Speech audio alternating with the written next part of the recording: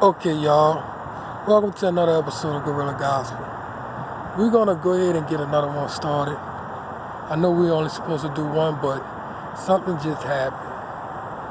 I don't know if y'all can see this, but you see that cat right there? That cat right there is a nigger. And look at it, look how black he is. You see his eyes now? So, like a shadow, huh? That's how dark it is. And I'm telling you right now, man, the cat's over here for my little cat. But we're gonna piggyback off of the pedigree thing. Because this just popped over here right as we talking about the word nigger. Now, it's an ugly word, true. Oh, he's running away. Alright, we're gonna keep on pushing out little bucket thing then. He's gone now. But our pedigree, okay? We're gonna keep on pushing. Yeah, it's an ugly word. But it still doesn't define who you are. Alright? And no, you shouldn't have to cut your hair and all this other stuff. But hey, guess what? You never know how far a recognition can go. A recognition can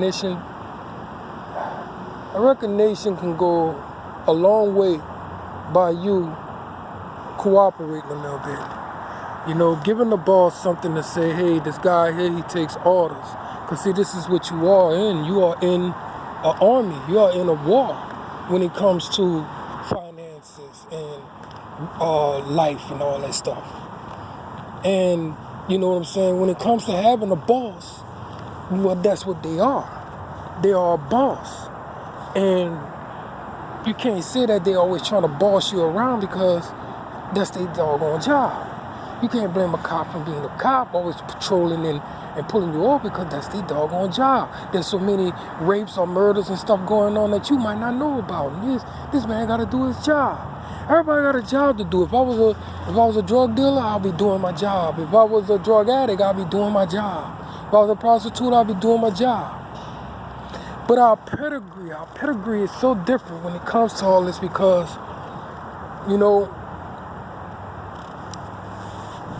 we let some of the smallest things get in the way of our whole life. We make simple decisions based on pride of what people will say about us if we go and buy low price tenors.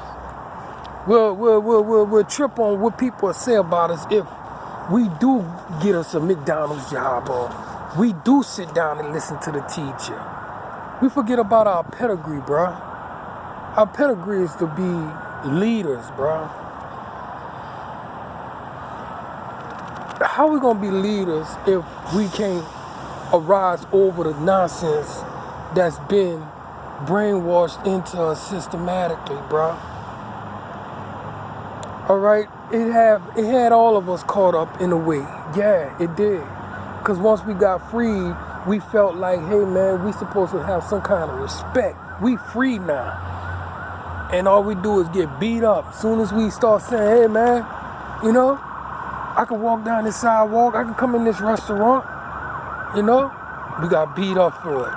And we marched for equal opportunities and everything, and we got beat up for it. We got beat up. All the people that was coming in peace got beat up and killed. But that's been happening since Jesus' days and everything. If you read in your Bible, everybody was coming in peace in the name of God, trying to tell people something, and they all got beat up. Like when that boy Caesar, he burnt the old Rome down and locked all the people inside of the city while they was burning it. And they blamed the Christians for it and had the Christians thrown to the lions, the people who follow God. He blamed them for burning up the city. Yeah, because he wanted to build a new Rome. And can you imagine they did that in the French quarters? They burnt the French quarters while the slaves were still sleeping in the attics. And they woke up to fire. Sure did. Blood sacrifice. Anyways, our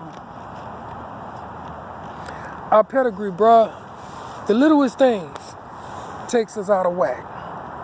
And it's called pride. We don't know how to swallow it. And then we have greed and lust and all that other stuff that comes in and play a role on us. And we fall into the same traps generation after generation after generation after generation. And nobody wants to break it because they believe that's what being a leader is all about.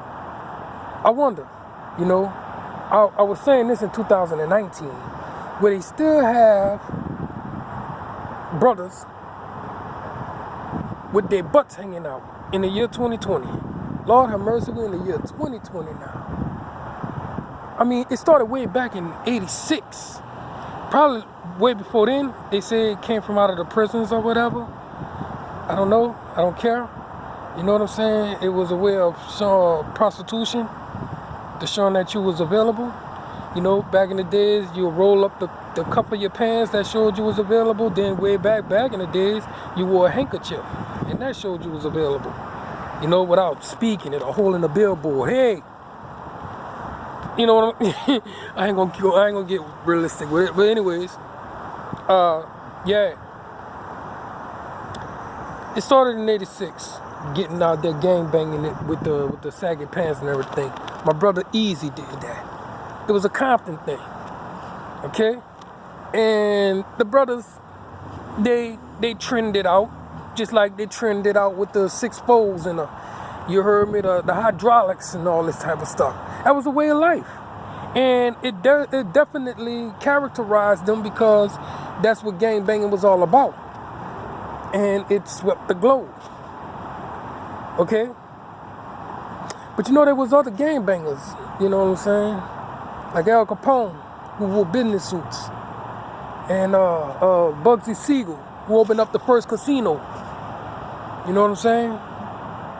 And Bugsy was a trip. You know, because he changed. He wanted to be a changed man. And that's when he went to all the bosses and told the bosses, hey, I go open up a casino in the middle of the desert and have plumbing and everything. And they didn't believe him. The minute he did it, bro, let me tell you what happened to Bugsy. The day he was supposed to give them the money back, they said the first day of opening, you're going to get your money back. Because he borrowed all this money to do this. Could you picture? Blood sacrifice. The boy opened up, but he getting no guests because a sandstorm came. And guess what the bosses did? Yeah, that's right. And they took over the casino, and guess what happened? Bugsy didn't even get a chance to live out his legacy, bro. He didn't even get a chance to reap the rewards. And it says that in the Bible. You know what I'm saying? You're gonna build towers and won't be able to live in not one day, not spend one night in it. You know, all this sacrificing you're doing. But we come a long ways, bro. And we're in the year 2020 now. You know, I'm wondering, bro, will we still be so caught up in the mind that, you know, with the chemical academic got us in this situation? After they killed King, they killed Kennedy, they killed X, and you know, a lot of other people, like that boy out of Chicago, and some brothers out of New Orleans also. You know what I'm saying?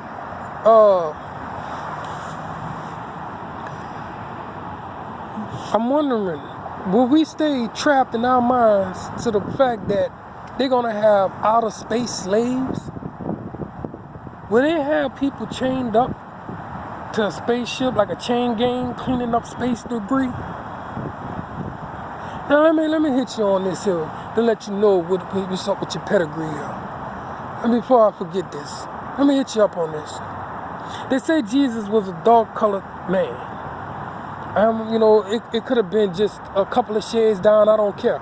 But it says brass or whatever, browns or whatever, I don't know. And hair wool, okay? Now, judging on that, you know, how come Mary don't look that color either? You know, it takes parents to make a kid that color with wool. So, what does this say about the father, if anything? Because I know if I make a child with a Caucasian woman, he's going to come out like probably brown, a little bit lighter or something, but he's still going to have hair like wool or something, you know? And wool is very, if you ever touch wool, now it says wool specifically. If you touch wool, you will know just how spongy that can be, you know? Like a bush, you know what I'm saying? You know? But I don't want to get too deep on that part about that. That's just something I want to throw out there to show you just how deep the pedigree is. Now, when it comes to the whole stigma part about Jesus being a dark tone color and everything, you had the uppity class who didn't like it because of this, most likely. I don't know. I really don't know. I mean, was the darker race hated on more than the lighter race, knowing it was all Hebrews? Who knows? I don't. All I know is this. The other tribes that were lighter wasn't on them ships with us. I wonder why. I mean, did they hand us over? Because they was that stigmatized about Jesus being that color and being the Messiah and all this, the miracles of this man and God choosing him to be the son and his mama and all that, and that tone and that with that wool hair and wide nose and big lips. I don't know. I'm just getting dramatic about it, but let's calm down. Maybe. Who knows? All I know is this, though. We gotta stop running our own cities down. We gotta stop destroying our own cities. We gotta stop. Because see, back when they didn't have no schools, you still had some of the most intelligent people in flocks graduating. So it really don't take for the schools to have upgrade for you to go to school. It takes for you to sit down and shut up.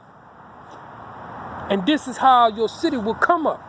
Because most of these schools don't get the much funding they're supposed to get if they don't have enough graduates coming out of it. If they have all fightings and gangbangers and tearing up and graffiti and they spending money to fix this and all that, guess what?